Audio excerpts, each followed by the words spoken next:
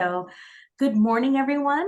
Thank you so much for joining the Fund It Fast Chats. I am Rochelle Butler with the SJV CEO. Just a quick little housekeeping reminder here. Please be mindful that your microphones have been muted upon joining the call. This is simply to minimize background noise. And if you have any questions at all, I encourage you, go ahead and drop those into the chat box at any time. We will save time toward the end of this morning's discussion to address those questions. This morning, we're going to discuss the Small Business Opportunities Program, or SBO, for those of you who really like acronyms. We wanted to bring some small business resources to the attention of our public agency partners because they very often are the key to reaching those businesses. And I'm sure we all understand that healthy small businesses are an integral part of a healthy community. So, help us with this topic, we have invited the SBO Senior Program Manager, Ashleigh Servadio of Willdan, to join us. Welcome to the Fund It Fast Chats, Ashleigh. Thank you, Rochelle. Such a pleasure to have you here. So I'm just going to jump right in. I know that we are about a year, give or take, a solid year removed from the COVID-19 pandemic. However, some folks, particularly small businesses, are still experiencing some of the effects of it, the financial effects, really, right? So definitely, yeah. Yeah. So Ashleigh, can you give us a high-level overview of the SBO program and the need that it aims to address within the community? Yeah, definitely. So this came out of the pandemic, and during the pandemic, the small businesses were given the opportunity to not pay their electric bills or their utility bills, to help them remain open and help them reduce costs. And then when that ended, there was a large amount of outstanding money that was due to the utilities. And so that's where this program came about, of how could we help the customers, the small businesses, save money and be able to pay back the past due bills that they had experienced during COVID. And so the program was to focus on reducing their energy bill so they can pay more back to their past due bills or their arrears. When the program was first getting ready to launch, there was about over 20,000 small businesses in California that qualified for this program, but thankfully a lot of them were able to become current on their past due bills. And so it reduced the universe to about 13,000 across California. So all four IOUs, SDG&E, SCE, SoCalGas, and PG&E all had customers that still qualified for this program as a small business. And then they were also in DAC, a disadvantaged community. So the goal of the program is it's an educational customer service program to get them to teach them about other programs that are out there to help them become, or help their business become, more energy efficient so they can reduce their cost and pay more back to their past due bills. Yeah, so I want to key in on something that you did mention just a second ago, Ashleigh, and I want to be as transparent as possible with our audience about the qualifications for the program. So definitely, there is, as Ashleigh mentioned, there is a pre-qualified list of customers based on certain parameters. However, due to like inherent difficulties with small business outreach, sometimes it's just difficult to get out there in the community and to find where the need is. Many of these customers may not know that they qualify, or they may not know that they're on this list. So if you wouldn't mind, Ashleigh, just kind of walk us through how the IOUs determine who qualifies for the program. So each IOU had a little bit of a different way of determining, other than the small business had to be in DAC. But PG&E determined a small business qualified as a small business if they had about $250,000 a year in PG&E bills. SoCalGas based it on the therm usage, and SDG&E and SC had some other qualifications to determine their small businesses as well. So after they narrowed it down to that, Then they also use their map that they have to determine, who's in a disadvantaged community. And so that's where a majority of the customers came from. And they were pre-qualified through that. So basically the IOU pre-qualified them through those two criterias.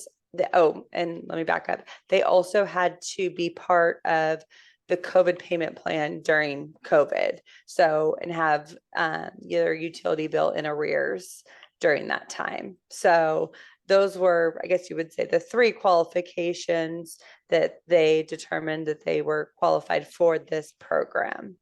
Then we were given those lists, and those lists went into our database, and then that's when our outreach started. PG&E took a little bit of a different approach on some of their customers. They had a list that they determined that they wanted to reach out to first to talk about their rate plans and then talk about the SBO program. And so then they would send over those customers that said that they were interested. So PG&E took a little bit of a different approach on a group of their customers to kind of see what the outcome is of a PG&E customer service person contacting them first versus just a subcontractor or Willdan reaching out to them first. Awesome. So one of the things that I really loved about this program when I first learned about it is how heavily focused on educating the customer about energy efficiency and also on making them aware of the resources that are available to them as small business owners, particularly in disadvantaged communities. So Ashleigh, if you wouldn't mind, say I just kind of want to go through like a scenario so we can see how the program works.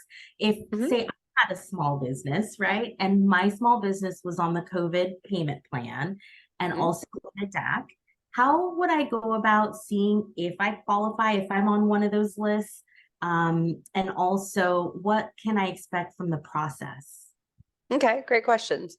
So if you have not been contacted, if you meet those qualifications and you haven't been contacted, I would say I'd give it another month or two. But if you're really curious and you wanted to get involved, you could always email or call. That information will be provided in the email that you'll send out after the call. But if you don't receive a call, then you can always reach out to us. But if you do qualify and we have you in the system, the way that it would work is that one of my subcontractors or energy ambassadors would reach out to you and tell you about the program, let you know that it is a no cost. And it's very important. We're using no cost because people do get very weary about the word free. So it's a no cost program. And all you have to do is we'll send you, if you're interested in the program, we send you an electronic enrollment form. You sign the enrollment form, and then we set up what we are calling customer meeting number one. Set up customer meeting number one, where the energy ambassador comes out to your business. They do a high-level energy audit, clipboard assessment, basically. They go around and check, your light switches. Do you have the automatic light switches? Do you have exhaust fans? Are they on timers or sensors? Do you have insulation around your water heater? Your automatic refrigerator doors, or if it's a liquor store, refrigerator freezer doors, that kind of stuff. They have the automatic closers on there. Thermostats, if you have a programmable thermostat, and then if it's programmed correctly, definitely important, especially here in the Central Valley. And so very high level. And so the energy ambassador enters in that information, answers those questions into our system, and then it produces what we call energy assessment. And it says, what the issue was and what our recommendation would be. And then the customer, you would acknowledge. There's another form that you have to sign, the acknowledgement form. Acknowledgement form acknowledges that you, as the business owner, have received and reviewed this energy assessment. And then at that time, the energy ambassador would also give you the flyer for whatever utility or IOU that you were associated with, that would provide you with a list of all the other programs that IOU says that you could possibly qualify for. So it's a lot to take in at first. And so we kind of give the customer some time to process it, go through it. We do understand that these small business owners, some of them are one-man shops, so they're doing everything. And so taking 30 minutes out of the day to do this, some of them are just like, okay, hurry up, let's get this going kind of thing. And then after that, we schedule a second customer meeting. The second customer meeting has to be 45 days or more, has to be scheduled out 45 days or more. And the purpose of that customer meeting number 2 is to really go through the programs and really talk in depth with the customer about the programs that are available. And as the energy ambassador, you really want to focus on finding out what programs are really going to benefit the customer. I mean, if I have a customer that is frozen yogurt customer, I'm not going to be talking to him about the ag program. I'm going to focus on there's commercial refrigeration or commercial appliance program. There's a simplified savings, there's different programs that I'm going to focus on to talk to him about. You provide the customer with as much resources, phone numbers, contact names, whichever you need to get them in touch with that program. After that, you schedule the third coaching session, which would be another 45 days out. And third coaching session comes, you call, and these are all done over the phone. After the first one, it doesn't have to be done in person. Third coaching session, you follow up again, you see where that customer is at with the other programs, if they've enrolled or if they've had trouble contacting, whatever the situation is. And you're basically just educating and helping them in any way, shape, or form. And then there's the fourth coaching session, another 45 days out. And that's the final one. And that's where we, as on our side, as energy ambassadors, we really have to document and, understand what the customer is interested in, because that's really what the IOUs are looking for. It's using this educational program to get them into all the other great programs that they offer. So after that, then the fourth coaching session, then they're done. They fulfilled all of the requirements for the program. The customer is also able to opt out. If the customer feels like they've got enough, their second coaching session, they're good, they can also opt out too. So we give them that option. Okay, you hit on a really important point, which I think is a natural kind of next step or next phase in this conversation, is to talk about how the IOUs, they all 4 of them, right, in our region, have direct install programs to assist small business owners, with getting energy saving measures. So some of those measures there's still measures out there that are free, right? And a lot of them do, a lot of them do have rebates and incentives that help reduce the cost, which would then help reduce your energy bill. So I think if you can just kind of take us through maybe an example of a customer that you've worked with that has gone through the process, and so we can kind of see what that looks like. Yeah, definitely. So I'll use my frozen yogurt customer again. I went did an energy audit with him, and he basically said having frozen yogurt business in the middle of summer in Fresno is real tough. My PG&E is really high, and refrigerators and freezers cost a lot of money to run. So we went through some of the things he had done, and he had actually already purchased some new refrigeration. So I knew that there's a California, it's just another statewide program. There's the California Restaurant Appliance Program, I believe. And he had already purchased 2 new refrigerated systems. So I just kind of backtracked a little bit. I asked him where he purchased them from. And then I went onto the website for that other program, and I checked to see if that vendor was on the list. So that was a direct rebate program. So he had already received that rebate as soon as he bought the appliances. So I just let him know, like, you actually, whether whether you knew it or not, you already used the benefits of that program.